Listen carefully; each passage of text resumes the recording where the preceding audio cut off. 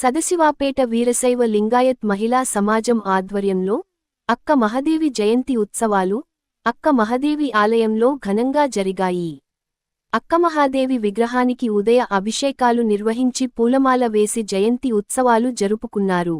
మహిళలు అక్క మహాదేవిని బారసాలలో వేసి జోలపాటలు పాడారు.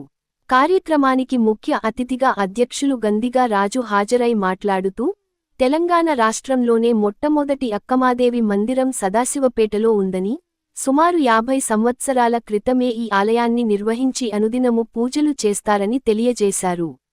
ఈ కార్యక్రమంలో కార్యనిర్వాహక అధ్యక్షులు అన్విశెట్టి జయప్రకాశ్, ప్రధాన కార్యదర్శి సిద్దికేర్ వినోద్, కోశాధికారి అమరాది రాచన్న, సమాజ సభ్యులు రాచప్ప, రమేష్, రవి, సురేష్, శేఖర్, సతీష్, రవణప్ప, జిల్లా మహిళా కార్యనిర్వాహక అధ్యక్షురాలు అన్నపూర్ణ, కవిత, అన్నపూర్ణ, శశికళ, శిరీష, మల్లీశ్వరి, సరిత, పల్లవి, సంధ్య, రమ, స్వాతి తదితరులు పాల్గొన్నారు.